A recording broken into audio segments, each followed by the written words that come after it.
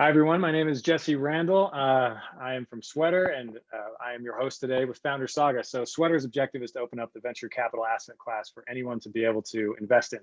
And as we navigate the SEC, we decided we wanted to add some value to the world, which is why we created Founder Saga, which is all about telling really raw founder stories from the earliest stages, pulling out the real stuff that founders are going through so that you can gain inspiration and context, understanding what it's like to go through that whole process and knowing that you can make it through the other side. Today's story in particular is of great interest to me, because Jamie and I have worked together in the past and we have a great friendship. And I know his story very, very well. But B, because we know so many founders that have gone through these stages in this last year with COVID. And Jamie has a really raw story to share with us. So I'm excited to dive into that and understand, share Qwick's story and where Qwick is heading and everything, all the potential that Qwick has. But then also provide this context of what it's like to survive in such difficult times. So Jamie, thank you for joining us. It's really exciting to have you on here. Jesse, it's great to be here. I'm excited to talk through this with you. You've been, like you said, a great friend and got to know you over the past 3 years, I guess, and always happy to participate in anything that you're doing. So, well, thank you. So let's give everybody the quick pitch of what Qwick is. The puns, they'll never stop, Jamie. I still can't get them off my tongue. Okay, so give us the pitch. Tell everybody what Qwick is all about. So Qwick is a labor marketplace for food and beverage professionals. We match hotels, catering companies, restaurants with bartenders, servers, cooks, and dishwashers. So we have about 90,000 professionals on a platform, work with 1,400 different businesses in 8 different cities. Yeah. Oh, that's awesome. Okay. So in terms of like this on-demand labor force, I mean, clearly this is riding a trend, right? I mean, you guys have picked a great niche. So give everyone a kind of a feeling of what you've gotten to today. So, I mean, you're in 8 different cities. That's amazing. I mean, be able to expand like that. What other kind of data points can you provide to give everyone an idea of, the kind of volume that you operate in? So I guess from an employee perspective, pre-COVID, we were 54 employees. Growing at an average 700% year over year. What else? Signing up thousands of people a week prior to COVID. It's we've turned off that marketing engine for a lot of COVID, but essentially what we're doing is having businesses post shifts, and originally it started for like emergency use scenarios. So someone called out sick, their dishwasher didn't show up to work, and we would, they'd post a shift on our site. We would match them with the best professional to go out there and work that shift. But what we're finding now, and what we move more to, is not just disrupting the temporary labor force of what a temp staffing agency might do in the past, but doing more full-time replacement as well. So as a restaurant owner, hiring dishwashers is really hard. And typically it's an unreliable workforce, and they have very high turnover as well. So you might go through all this effort to get someone hired, and 3 to 4 months later they leave. So a lot of businesses now use us as their dishwasher. They just say, we want a dishwasher every night. We have a restaurant here in Phoenix, and it's 4 to 5 dishwashers every single night. They ask us to send to this. So we are their dishwashing department, or their line cook, or their prep cook, or their busser, or whatever it may be. So that's where we've, starting to move a lot more towards is doing that full-time replacement, which is, if you look at all of the food and beverage labor in the US, about 80% of that is done through full-time labor today. 20% of it's done through temporary staffing. So, we want to be the biggest player in that temporary staffing space, but we also want to take over more of that full-time component, because we think it's a better alternative than trying to hire, train, and manage that labor yourself. Yeah, that's awesome that you're moving into the full-time capacity. I mean, I remember when we first started working together a couple of years ago, right? I mean, it's evolved a lot since then. I mean, going from like catering opportunities and that sort of thing to being full-time in a restaurant. I mean, that's a very different type of relationship. Very cool. Yeah. Yeah. So let's go back to the napkin day. All right. So we rewind back in time, and when you first had this idea, I mean, where were you? What were you doing? Why did this idea pop up? I know the story, so I know it wasn't this original thing. So what was the original idea? So the original idea actually came from my co-founder, Chris. We were in San Diego. I lived in San Diego prior to moving here to Phoenix to start Qwick. And like most good ideas, we were having a few beers, and good ideas come out of that. So we were having a few beers and just kind of talking. I had left the company I'd worked for 18 years prior to that, building HR technology solutions. And while I was there, built 6 different products all in the HR tech space from concept to revenue. So I had a lot of experience in that domain. Chris was telling me about the hotels that he owns, and one of the biggest challenges he has in those hotels is staffing. Again, an unreliable workforce. They have daily no calls, no shows. Most of his hotels have over 100% turnover every year. And depending upon what events or what season it is, it dictates how much staff you need. And so he said he wanted to be able to order staff the same way he ordered an Uber. You just push a button and magic happens and people show up.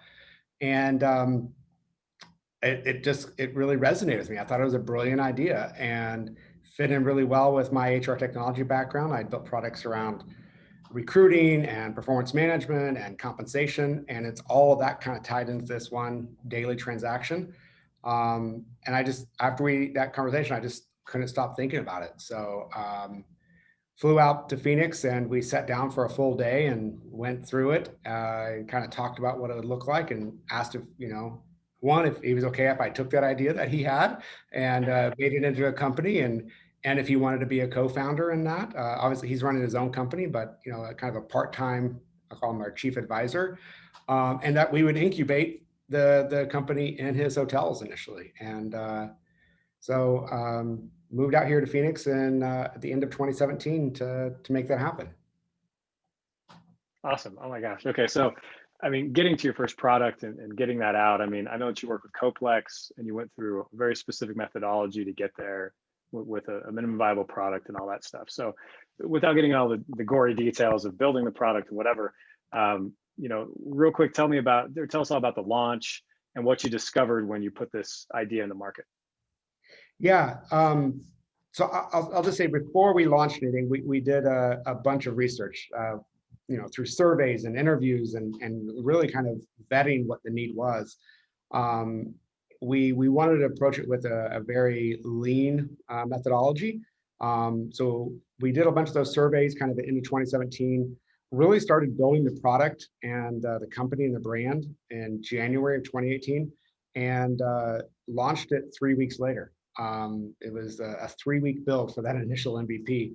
And all it really was this facade, if you will, a place that you could sign up and you could post your shift, and a place that you could sign up as a professional and say you're interested. But there was really nothing else behind the scenes. It was all just, it looked like this great interface in the front end, but it was kind of like the Wizard of Oz. There was really nothing back there. Us pulling these chains and typing numbers, and we were keeping track of it all in Google Sheets and manually texting people through Google Voice, asking if they wanted to work shifts.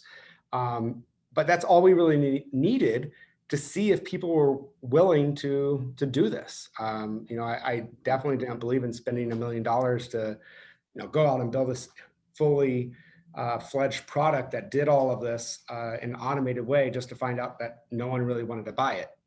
So we built it very, very lean, and then iterated on it for about a year until we found product market fit, and then rebuilt the entire thing. Now that we know that we had something and got some additional funding, it was time to really rebuild. But we kept it very, very lean in the beginning, and only built stuff as we felt the pain of doing it manually so much that it justified investing more money to build more technology. But until you feel that pain and you've done it enough cycles, right? You have to gone through so many iterations of doing it manually that you can see all the different variations of how it actually is going to work before it makes sense to build some of that technology. Otherwise, what you build is for what you think is going to happen. But until you've actually had a number of these shifts go through, you don't see all the different variations that you ultimately encounter. So having that experience makes you a whole lot smarter so that you build the right thing versus building what you think someone's going to use. Right. Yeah, exactly. And I mean, the efficiency of that is so important, right? In terms of efficient product build, and not building a bunch of stuff that people never use. And then what do you do with it, right? So one other thing that you discovered when you hit the market, right, was that the original notion of staffing in hotels ended up being a little different than you expected, right? Yeah. So in those interviews and surveys that we did before building, we had narrowed in on housekeeping. Housekeeping was the number one use case that we heard from every single hotel. That was their biggest pain point and one of their biggest labor pools that they had. And it applied to any hotel, right? Every single hotel, no matter if it's a Ritz-Carlton or a Motel 6, they have housekeepers. So a huge market need. Um, and so we launched as a housekeeping staffing company. And for the first 5 weeks after we launched, we were trying to do housekeeping, and we just kept running into issue after issue after issue. And I'd say there's about 15 issues in total. And some of them I thought we could overcome, and I thought some of them were insurmountable, at least at this time. So we decided to pivot and go after the second largest use case for hotels, which was food and beverage. And while that really limited our scope from an addressable market perspective of the number of hotels that need food and beverage, because now you're really looking at just full service hotels that have restaurants or catering facilities and banquet facilities. It opened us up to catering and event venues, and overall, by adding those segments, the total addressable market expanded significantly beyond just the housekeeping. But we saw a dramatic change in the uptick and of professionals that wanted to sign up and businesses that wanted to use us for food and beverage versus housekeeping. I would actually retract that. Businesses really wanted to use us for housekeeping. We couldn't get the housekeepers. Housekeepers just weren't used to using technology for this. They didn't always have the most reliable transportation. A lot of times they didn't have their own smartphone that they could download an app and use it on. Food and beverage was very accustomed to picking up shifts, typically a little higher in the income. So they had more reliable transportation. They had more access to technology that was a better fit for a technology-enabled marketplace. Mm-hmm. It's so interesting to have discovered that. I mean, in many ways, right? All the surveys in the world can't get you a perfect answer. Definitely points you in the right direction, but ultimately you stop to experience it. Okay, so that's awesome that you were able to go through that process, make the discovery, and then you really started growing. I mean, at this point too, I think it's important to note that you hadn't raised gobs of money. I mean, you were really, going through this pretty much self-funding, right? If I remember correctly, and discovering this on your own. Yep, it was all Yeah. for the first little over a year. Yeah.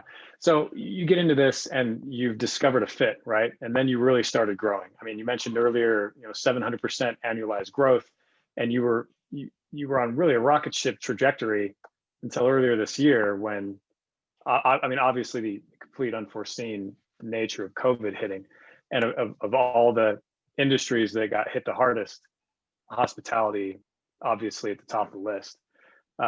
So where do you want to start talking about this? Because I think this is the thing we talked about really digging into and giving everyone a view of what, a startup that was by all, intents and purposes on the perfect trajectory, getting hit by COVID, and coming out the other side, to note to the audience that you're in a great spot right now, but the last 8 or 9 months have been a hell of a ride, to put it lightly.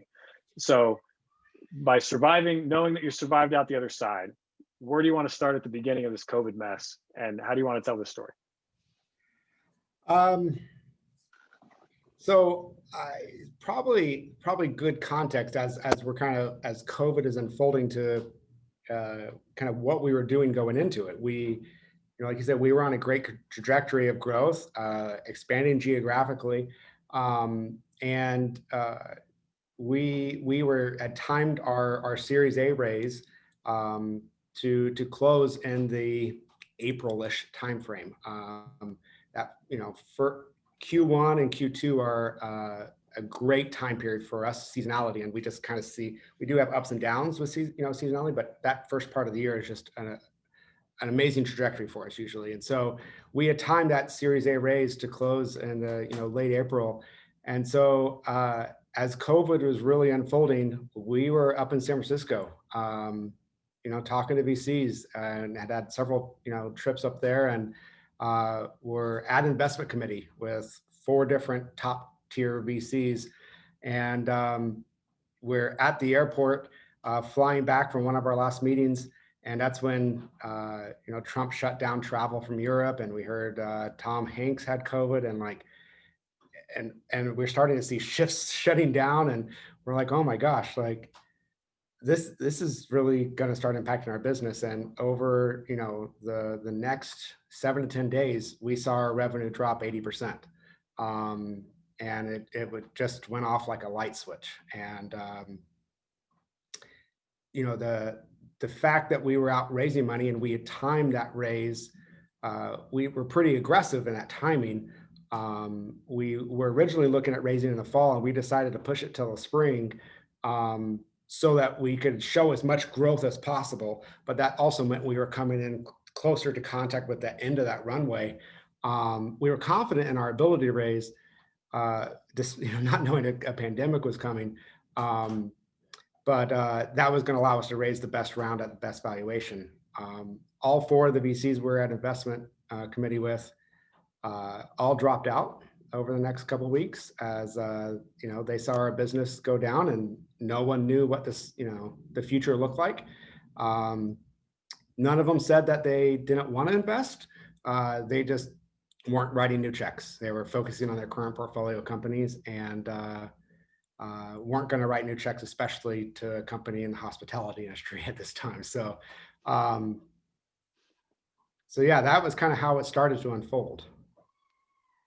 Oh God, what a shell shock. My gosh. You're stressing me out just telling me the story, Jamie. So I mean, that was the beginning of obviously a very serious signal for the business. I mean, between revenues falling off a cliff and your potential new financing partners backing away, albeit politely. I mean, that's, what, if you could share, I mean, what's going through your mind at this point? As you're looking at, I mean, that there are big decisions looming. I mean, what's going through your mind? I think the biggest thing on my mind was running out of money. We had planned the raise to kind of wrap up in that, April timeframe. We had runway until June. We were spending at a good clip pre-COVID. We were very capital efficient. Our rule of 40 was phenomenal. When you compare the amount of that we're burning to how much our growth is how much growth we're achieving. But we had gotten up to burning, almost 700,000 a month. And that was increasing as that revenue was dropping, right? So the revenue is dropping. So we're not making, much money from a gross profit perspective. So that burn is going to start increasing by the day. And my biggest thought was we need to go into a capital preservation model. And we started looking at how can we start shutting off spending. And there's lots of places you can shut spending off from, obviously the growth engine, you can immediately turn off pretty fast. But our biggest cost for us and most companies is human capital. It's paying for salaries. So we immediately went into some, scenario planning models and looking at what our spend would look like on salaries and benefits for we had a plan V for a V-shaped recovery, a plan U for like a U-shaped recovery, and then like a plan L for it's going to go down and we don't know when it's going to come back. And so we acted very quickly and immediately, in the kind of the actually, it was the day after the last potential funding partner gave us the no. The next day we enacted Plan V. So it was, a reduction in force plan that eliminated, I guess it was about 12% of the staff.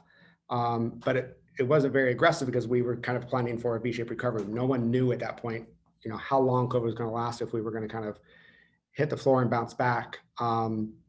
But yeah, the day after we did a small reduction in force, and had to part ways with some great people, and then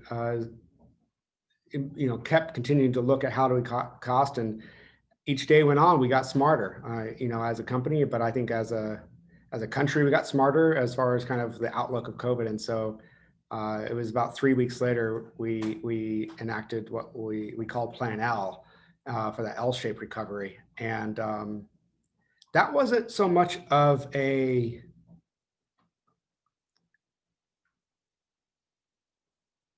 it wasn't a,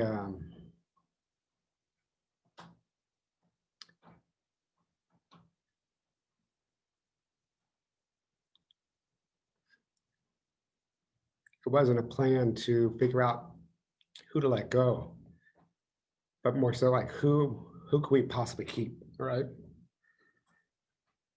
And it's bringing up all emotions because it was one of the hardest days of my life when I had to tell the team that. So we were on an all hands call and had to tell them that 70% of the people on that call were going to be let go later that day.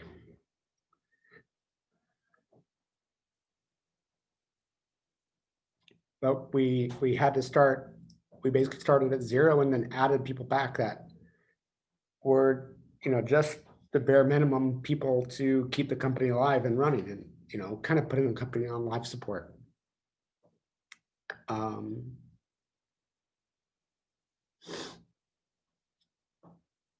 And that was going to give us some more time, but we still didn't have a lot of money, because we had timed that raise to, in an aggressive fashion. And yeah, so we cut, we cut down to the bone, we cut into the bone. Well, I can only imagine how hard that was. I mean, having worked with you, I know how much you care for people. It's in your blood. And making those kind of decisions, I can only imagine what it was like to be in your shoes. Looking at the way that you created your contingency strategies, I think is really a testament to the experience that you brought to the table before you ever started this. Having not been your first rodeo, the focus on that. I mean, it's, I think many startups didn't even get that far, right? They were just looking at, surviving and not even knowing to plan for different scenarios. So no, I mean, knowing that you got into that position and you had to cut into the bone like that. I mean, ultimately, it's a decision that no founder ever wants to make, right? And you never want to have to lead that. But can we focus for a second then on those that chose to stay, or that you asked to stay? I think that's a hard decision too for those that look at the state of the company and wonder, next month is it me?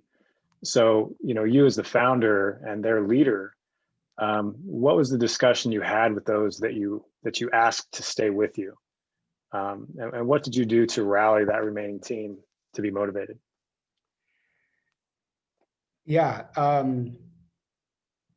I think the first thing that I knew we had to do was to have a lot of empathy and treat the people that were leaving with the most dignity that we could. And that was going to be a huge sign to anyone that stayed. So we did everything we could. We, even though we were running out of money, we paid everyone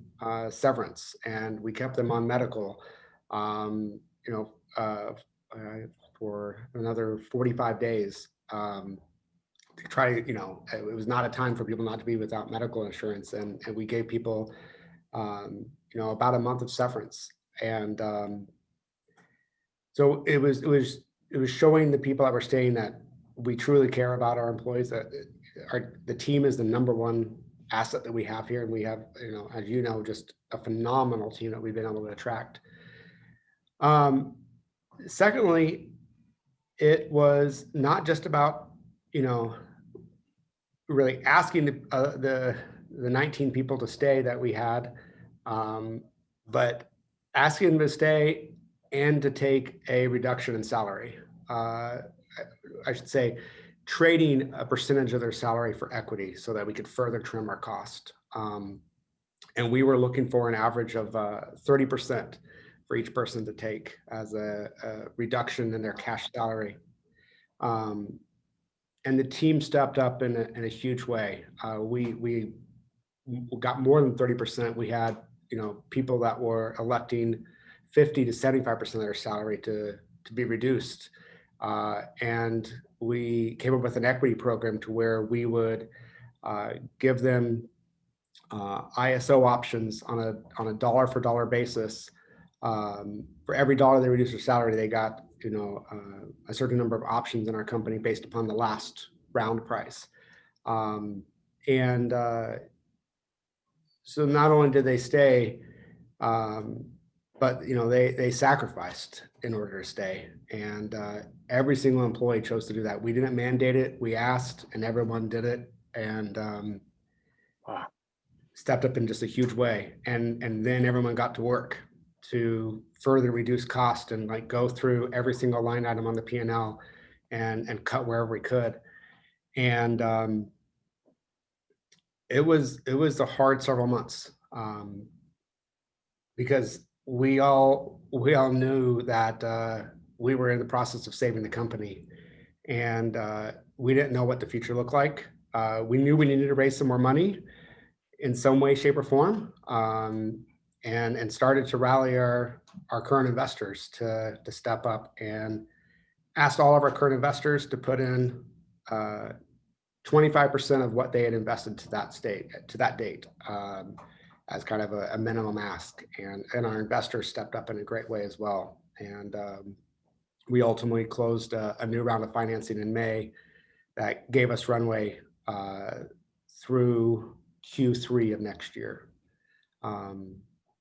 So it and through that process, shortly after that, the second round of layoffs, I ultimately ended up having to fire my co-founder as well, which was another really hard step. But so I left. I was missing my my partner, and kind of navigating the company, leading the company myself, and again, that's where the team really stepped up. We had to make a lot of decisions on how to run the company differently as well. So running the company with a lot less people, with less leadership, ended up, making some great promotions, and had several folks step up in a huge way to help lead the company. And that's worked out extremely well, but it's, we went through hell and back. Oh yeah. I mean, I love the program that you put together for your employees to give them the option to really vest into the company. I mean, to me, it's more than a sign of goodwill. I mean, you could have said that we need to reduce everyone's salaries and just ask them to stay. You didn't have to offer them an equity stake for doing that. But I mean, to me, the reciprocity of that is so powerful. Not only did we ask you to stay out of everyone, but as part of the sacrifice of being here, we also want you to benefit from helping this still work. I mean, I don't know that I've ever seen that anywhere else exactly like that. I think that that's such a unique model. And so, I mean, it sounds like it did the trick, so to speak, right? I mean, on a scale of 1 to 10, how well do you think that worked in terms of, getting people through that phase and focused on the future?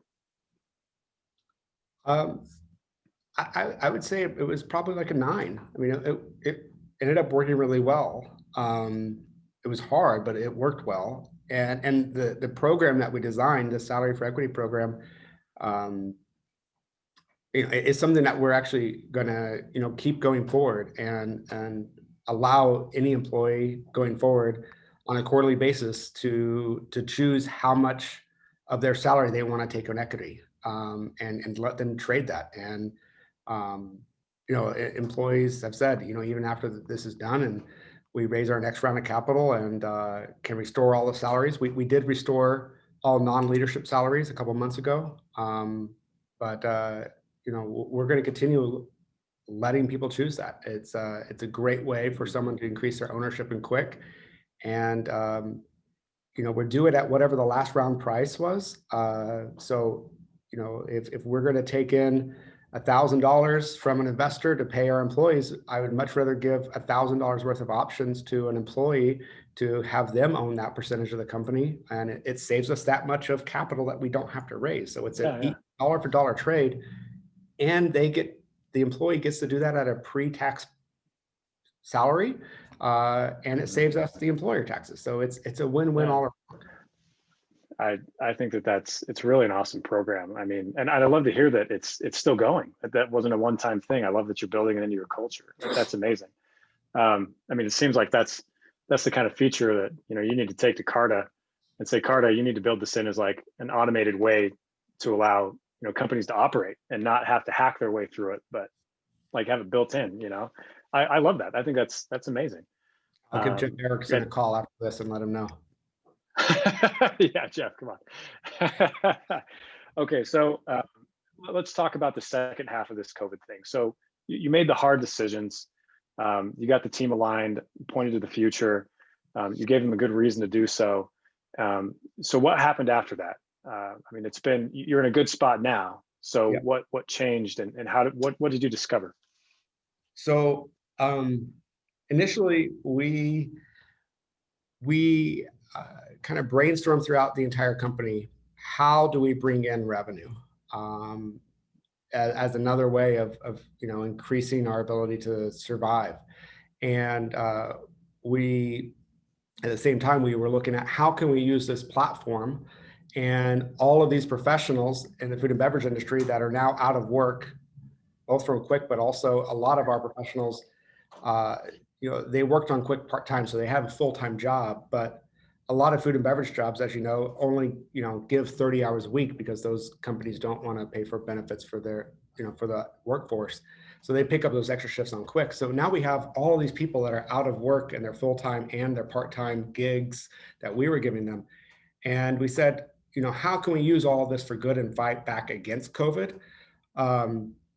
So we started helping grocery stores with people to stock shelves. We started helping hospitals with people to prepare food and do general labor tasks as hospitals were inundated and grocery stores couldn't keep toilet paper on the shelves. And so, we partnered with the National Guard to do some things. And, we did that for a while and things kind of stabilized. Grocery stores got toilet paper back and they found more people to work. And,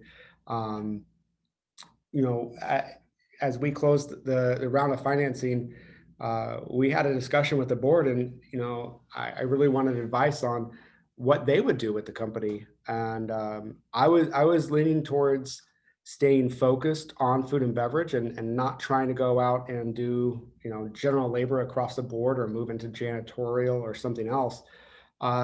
As I felt like we had developed a really good niche in food and beverage, I knew it was a niche that was going to come back, but it was going to take some time.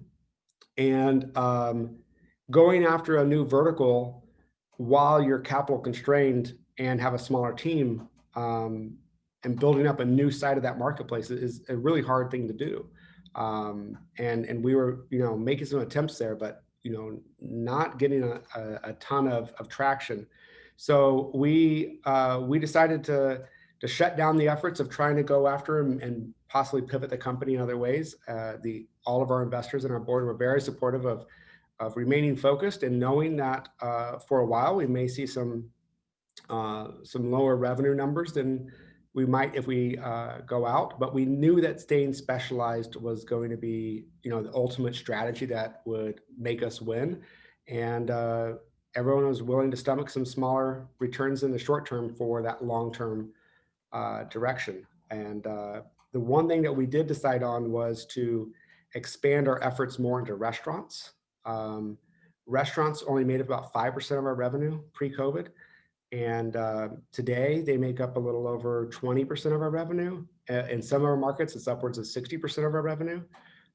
It just wasn't a big focus for us. There's smaller sales that we thought would maybe order one or two, professionals from us a week, where we were selling to hotels that could order 100 people from us in one day. So that was one thing that we did add, and we'll keep going forward. It's a great category within food and beverage that we'll stay focused on. And it's turned out to be a bigger category than we thought. And I think that combined with, additional round of funding that we did gave us that certainty to get through it. The team morale is amazing at this point. The team's got their swagger back.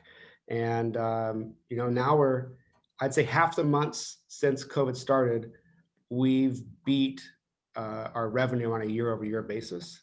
And overall, we'll end 2020 with more revenue than we did in 2019, despite being in a global pandemic, which I think is a huge win. I mean, it's much lower than our projections we thought, but we feel very confident in our future at this point, and our ability to raise our next round next year. I'm really glad to hear the success, right? I imagine that was a hard choice to choose to stay narrow, instead of just changing and seeking revenue wherever you could get it. Not easy choices to make. And I don't want to overplay this either, but you were going through a lot of this alone, right? I mean, you mentioned very briefly that you parted ways with your co-founder, and that's a lonely place to be in, I imagine. So if you just comment, I think maybe final comments about the pandemic, and then let's get your final thoughts. But you've had a lot of weight on your shoulders this year. So what did you do personally, knowing that you were facing a lot of these decisions, in many ways on your own? I mean, you had lots of support and people that were around you, but at the end of the day, most of the choices were yours that you had to live with and you had to report to others on. What did you do to maintain a steady, healthy state mentally and emotionally as you went through this? I think if someone gets back down to just, to basics, you've got to take care of yourself physically. You got to take care of yourself mentally. Exercise, meditation, having a good support system around you, so that you can be in the best mindset to make those decisions, to deal with that stress and that weight that is on your shoulders. For me, the physical aspects of it drive a lot of the mental aspects. So the more I do the right things for myself physically, the better I feel, the more mentally sharp I am, the more mentally resilient I am, emotionally as well. And I think it just gets back to just eating right, taking care of yourself, getting the right amount of rest. Even though in those times, I mean, as a founder, there's always more work to do than you ever have time to do, right? But in those times, you feel like you're especially crunched to possibly work as much as you possibly can in order to save the company. And I guarantee I was working more than I had in a long time, but you've got to then make sure that you step away and do those things. Otherwise, you burn yourself out, or you start making decisions that probably aren't going to be the best decisions for you or the company, just because you're not in the right mental state. You got to take care of yourself so you can take care of the team and take care of the company and be strong for the team. Really good insights. Well, I'd just like to turn the last 5 minutes over to you. I mean, there are a lot of founders who are in the trenches right now, who are suffering through a lot of similar experiences as you, funded companies or unfunded trying to survive during COVID. And plenty of entrepreneurs who may be looking at, their friends and others they know who have gone through this as well, who may be doubting, whether or not they really want to jump into this life. So what do you have to say to others that are in it, or, maybe questioning it because of seeing everything that's gone on this last year? I think the one thing to remember is that the sure way that you're going to fail is if you give up, right? And if you don't give up, you have increased your odds of succeeding just exponentially. It's hard sometimes to not give up, but as Elon Musk says, it's being an entrepreneur is sometimes like staring into the abyss and chewing glass, right? And so it's hard to continue doing that when you don't know what the future looks like, or your company is on life support and you're not sure what that future looks like. But just like when you start a company and there is nothing to that company, you have a vision for what it can be. And you continue to talk about what that vision is, and you ultimately convince other people that this vision that you have is a possibility, right? And ultimately, you get enough people to work on the projects and you work in the same direction to ultimately bend reality to make it what your vision is. You have to go through that same process now when you feel like you're going to give up. You've got to reinvigorate yourself with, what was that vision that I thought that this could become? Rally the team, even if that's just you or maybe you and your co-founder, to believe that vision so much that it becomes reality again. If you do that and you don't give up, you've got a chance. But you've got to truly make yourself believe that, even if it feels like a hallucination right now. You've got to make yourself believe it, and then start working towards that. Because you look at all the signs analytically, and it's like, this is not going to work. But that's the same story that you could tell yourself when you start the company.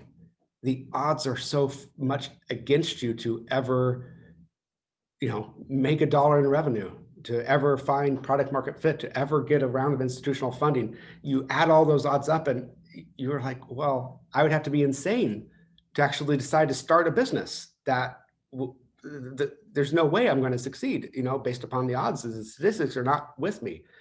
But you still do it. And maybe it's because we're crazy, or maybe it's because there's something wrong with us. But tap into whatever that is that's wrong with an entrepreneur that makes them do it the first place, and make yourself believe that you can do it again.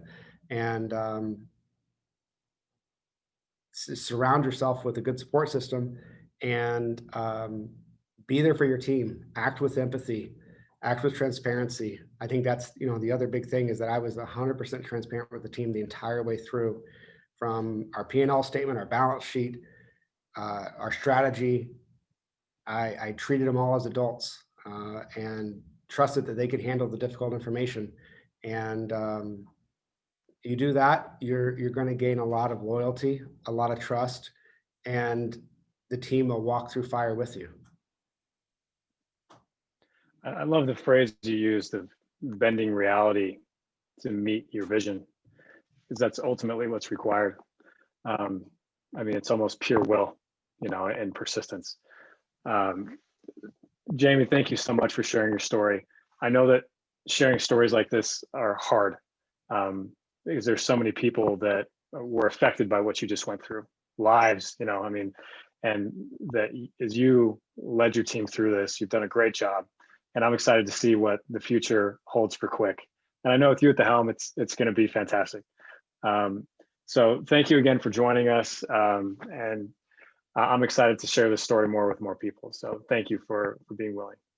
Absolutely. Thanks, Jesse. I really appreciate you having me. Yeah.